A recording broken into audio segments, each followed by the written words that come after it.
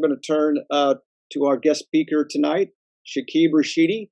If you do not know Shakeeb, you should. He runs Way Up Art there on 2nd Street in Livermore and has been doing it for quite a long time. I want to say, 24 years? Is that right, Shakeeb? Over 50 years. Over 50. Yeah, you don't look a day over 60.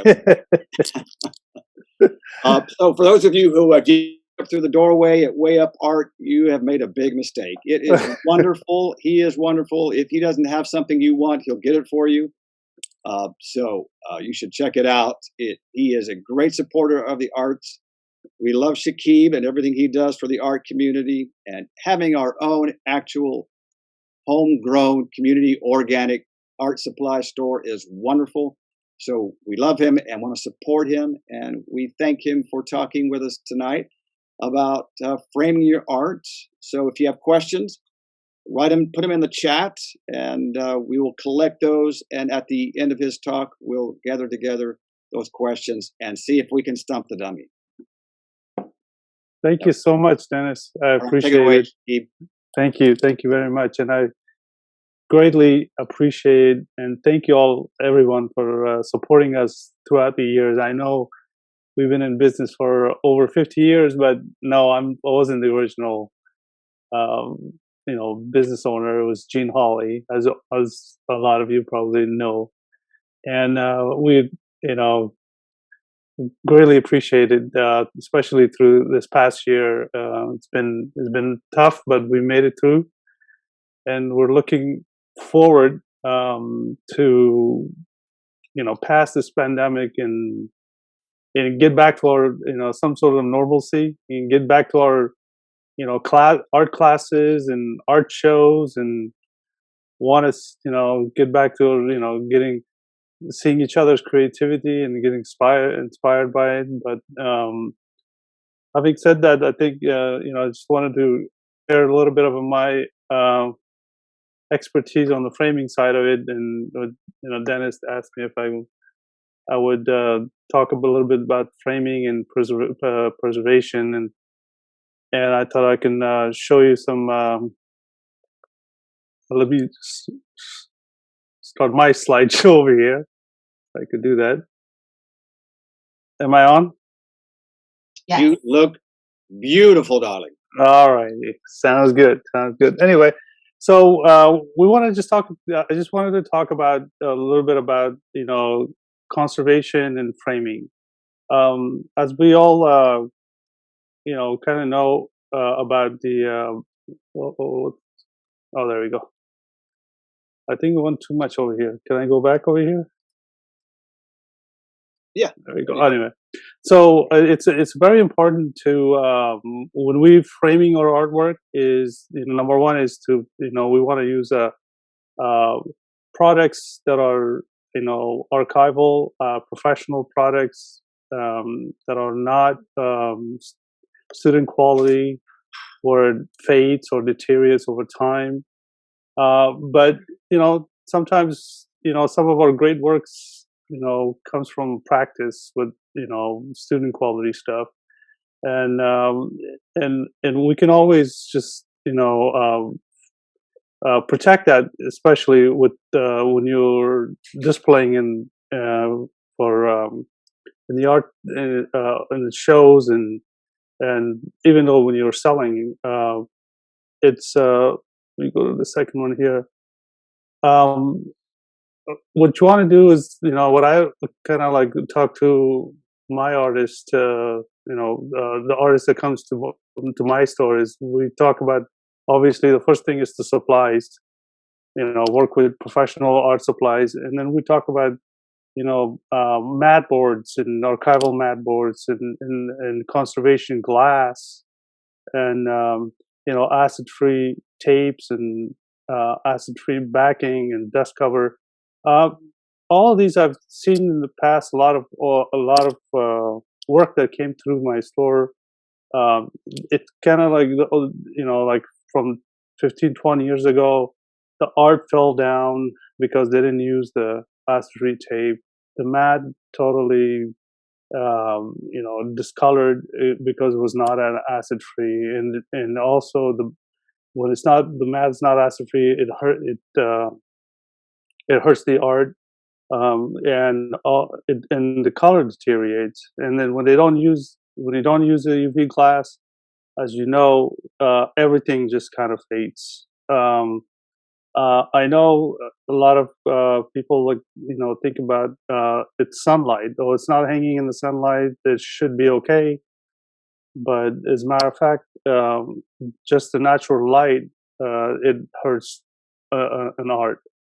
And as you can see in this image over here, you can see the difference between a UV glass and a non-UV glass, a regular glass. And it's also, obviously the UV glass is a little bit pricey, but in the long run, how would you want your art to look like? And let me just go to the next one.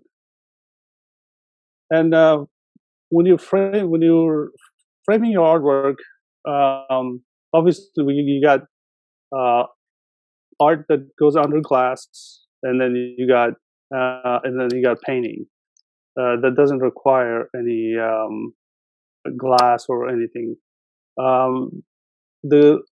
I always tell my artist customers that comes through is I try to tell them about presentation because framing gets really expensive and pricey, and I don't think nobody wants to add more hundreds of dollars of cost to their artwork. And then when if you try to sell it, you put it on the shows, a lot of time if you put the wrong frame on there, wrong framing, it's actually going to hurt your art. It's going to it's going to detract, and it may not make it through to the next rounds, and also it could prevent from selling your art. So I just try to tell everybody to just make it make a presentation, keep your costs down, so you can sell your art. But just kind of make just let your clients know that what kind of material you use, so they can go and do the upgrade themselves. When you're going for framing your art, I usually tell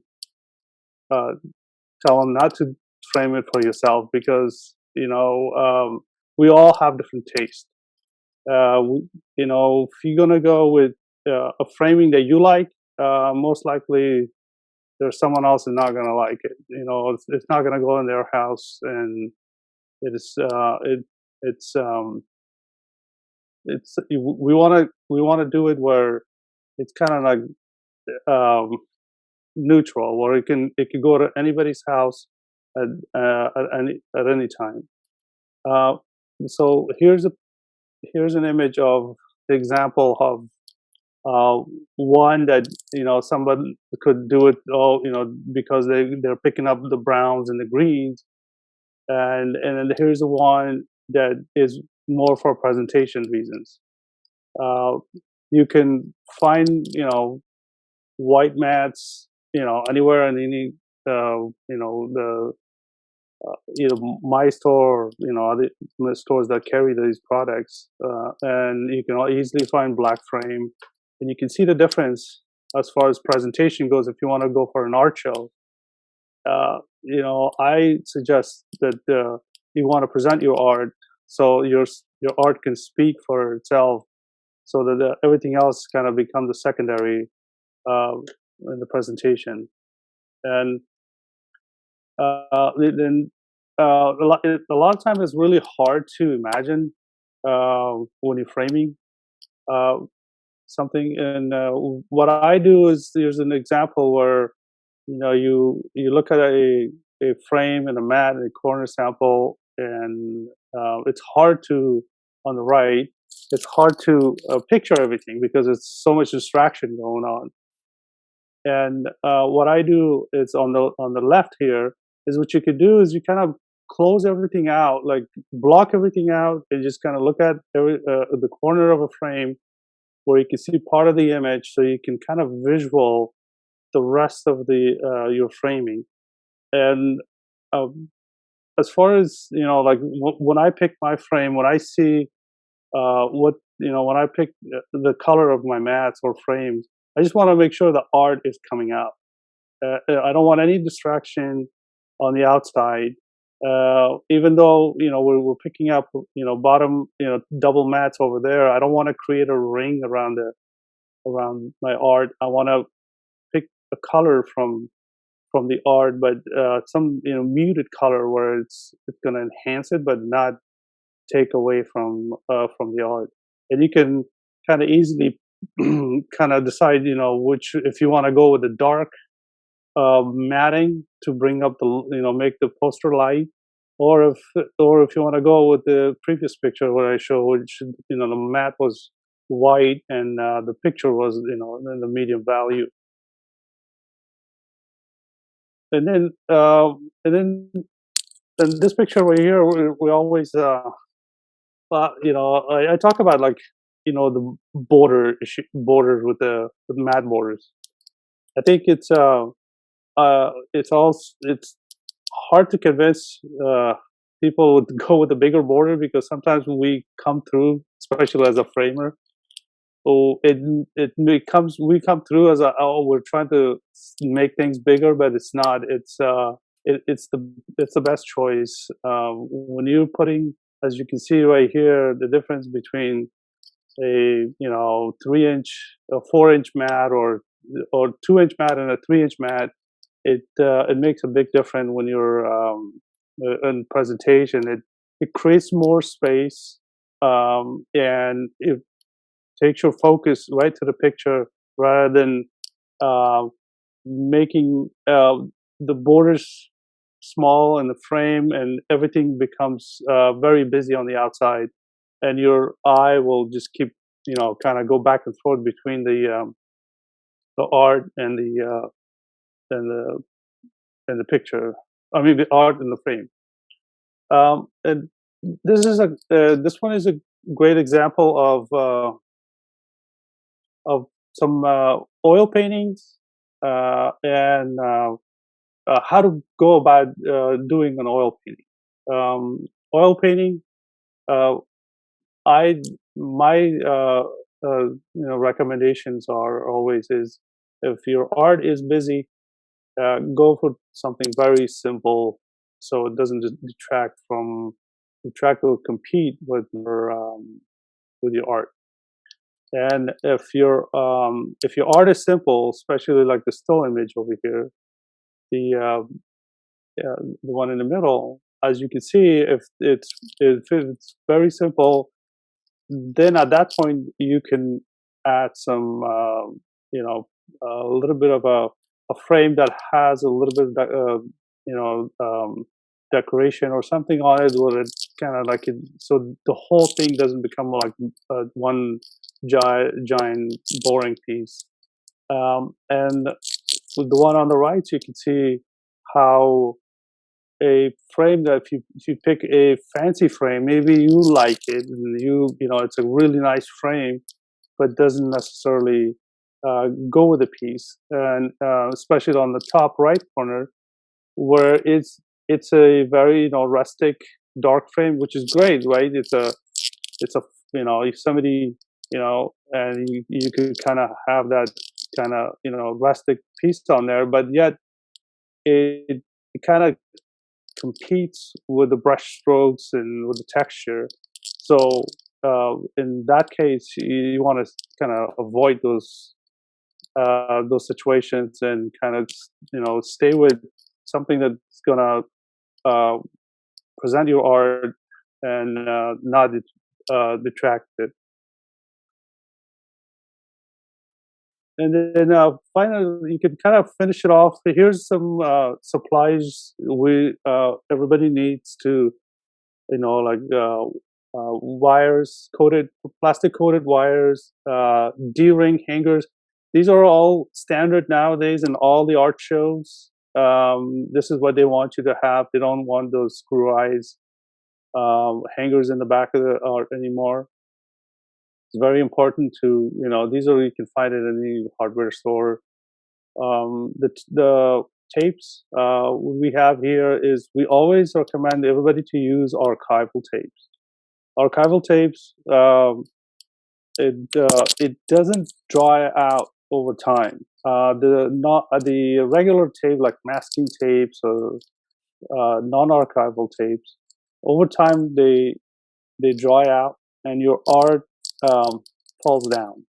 And we just had recently a large limited edition that the art fell down. It was because they used non-archival material on it, and then you could use artist tape. Artist tape is wonderful. It's archival. A lot of artists uses it, and we don't recommend anybody to tape their art all the way around all around the paper, because paper over time it stretches out. It stretches, and you wanted to make sure that it's not like it has nowhere to stretch out, or and what happens is it starts to ripple on inside the frame, expands basically, right?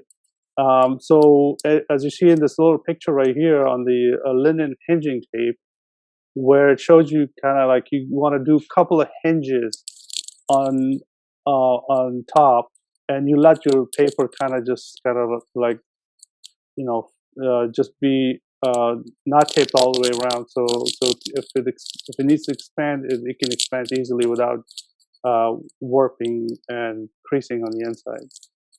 And then the paper, this is something you can find at any store. It's a brown paper that we recommend for everybody to put a nice dust cover on their back of the art, so you can kind of finish it really nice and look professional when you're putting in the shows. You can easily install it with just double-sided tape all around the on the back of the frame, and you put your paper down, and you cut the edges with X-Acto knife. Pretty simple. This is an art by a local artist, Val Moniz. I think a lot of you probably know her. And we just recently did something, and I took a picture of it. I thought I can share with you guys, and I think that's probably it. Oh, I think one last right here. So this is we call it a competitive package deal we have at the store. There's about a couple of dozen frames. You pick. We picked already because we have it in the quantities. And these is the best deal for artists who wants to frame their art piece or their painting, where a 16 by 20 wood mat in glass, it would cost about $65. I think it's I understand it gets, the reason we did that is because the same reason where you don't want to there's things that our clients needed it, like they didn't want to spend an arm and a leg for framing, or for artists didn't want to invest a lot in framing. And so we came out with this kind of like a little deal here, where you can get a frame, mat, glass, and a labor professionally done, right? For 16 by 20 would be about $65. And if you wanted to upgrade it, which we always highly recommend on the glass, because if you don't pick, if you have a student quality paint, which more likely it's going to fade over time because they're all fugitive colors. and then if you don't have an acid-free mat board, the best thing you could do is to prevent it from fading is put a UV glass on there, so that'll protect it, for a long, long time to come. With that, I think I'm pretty much it with the that's my time. See, I timed how much All right, how much Shakeeb, I had to talk. you get the award for being exactly on time and having the most interesting background. Thank you. I think we're in Oh yeah. your dining room gym, right? All right, we do have some Yes. questions for you. Summer, do you want to take those?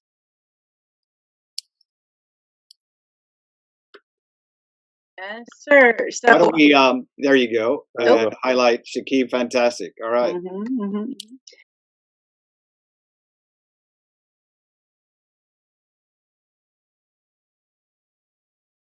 Take it away, so a Summer. couple questions are, one of our artists is her husband is making her frames.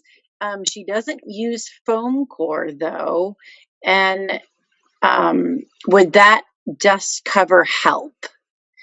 It's from Helene. Helene, you might need to give some more specifics of your situation.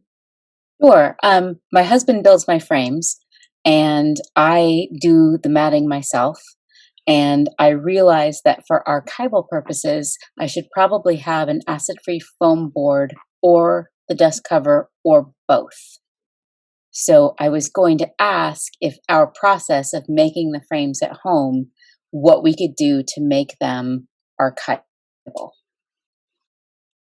Yes. Okay. So for backing purposes, you do not want to use anything else but foam board. Even a regular foam board is pH neutral, which is much better than like a cardboard that comes with a ready-made frame. Foam board, acid-free foam board is high. I highly recommend everybody to use it.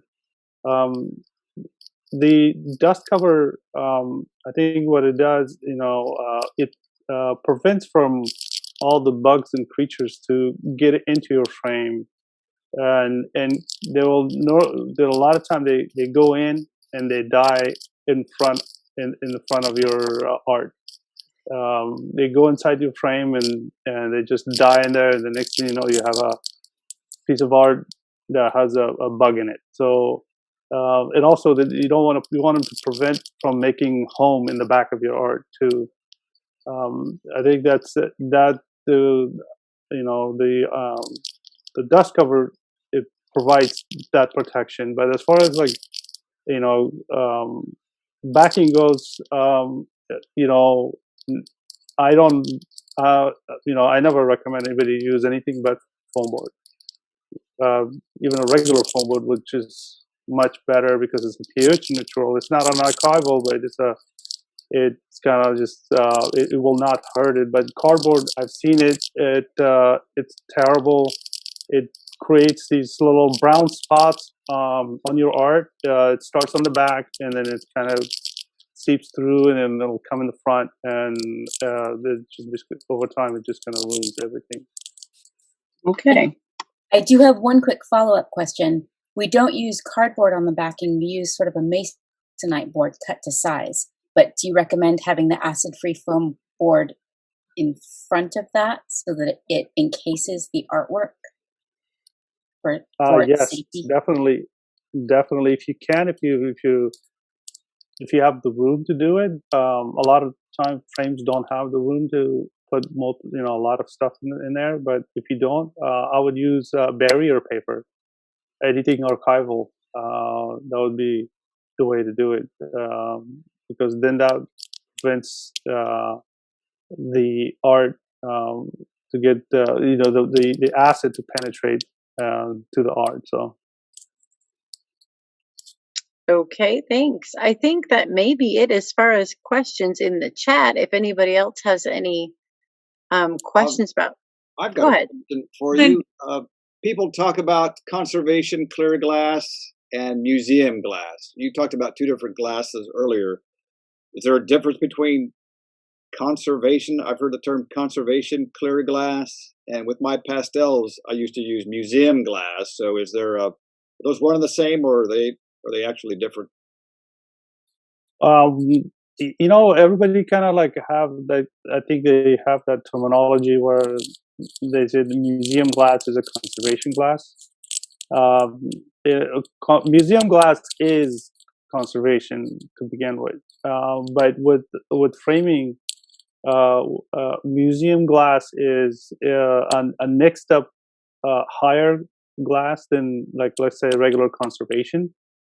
Um, they both have 99.9% they block UV, um, but museum glass is a non-reflective clear glass. It's the same technology that is in the reading glasses nowadays, that gives you like that little blue reflection of light. You'll see a little bit of a blue reflection. That's the same glass. It's called museum glass. So if you come to me, if you talk about museum glass, I would understand that that's what you were talking about. Nowadays they came out with museum plexiglass, which is amazing. It is a little bit pricey, but it's a museum quality, which is it's a non-reflective. So when you see an art, when you see a museum, you don't see a reflection in there. You just kind of see the art piece itself, and it's plexiglass. It's it's a scratch resistant, which is amazing. Like, like how plexiglass always gets scratched when you try to use like hard materials on it, but this one doesn't. And I think one person, Carolyn Lawrence, probably most of you know her, and that's her standard. Everything that she does is she puts because she ships a lot of her art piece out all the time. She puts nothing but museum plexi. Would you use that with pastel? Because plexiglass can pick up a static charge, which I think might pull bits of pastel off of the work. That's why I had never thought about using plexiglass on my pastels in the past. Museum is non-static plexi. Everything else does. You're absolutely right.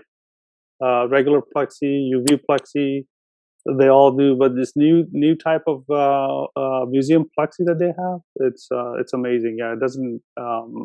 It has no static or anything. Shakeeb, can you hear me? Hi, Charlotte. Sure. I was going to suggest that one way people can keep their watercolors flat is to use heavier weight paper. 300-pound doesn't wrinkle, and you can, frame it beautifully.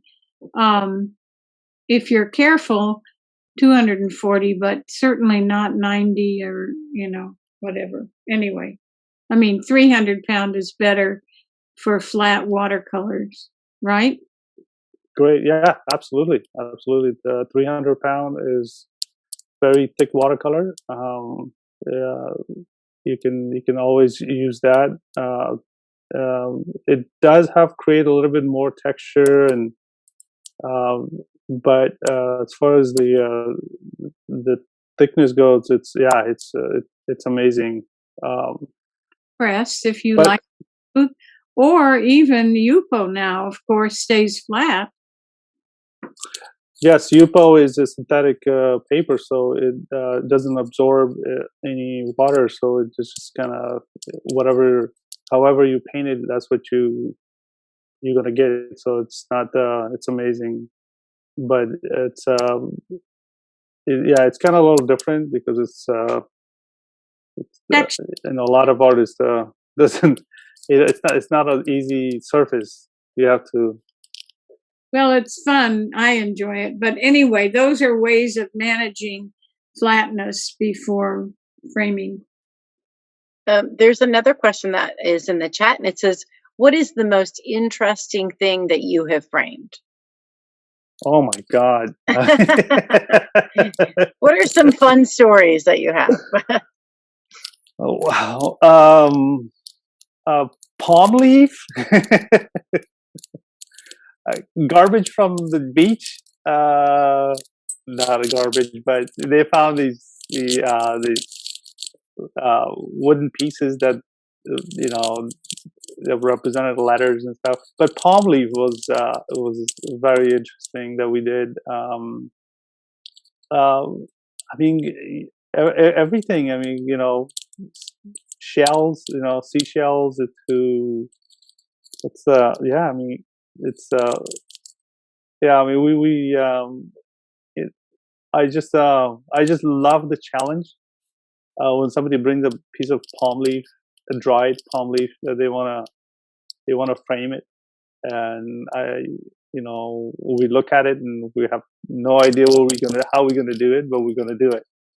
And some of And sports memorabilia, I've seen you do fantastic. oh yes, yes, yes. We the jerseys that we do that a lot of those all the time. But it's kind of my favorite ones always is those the alt stuff.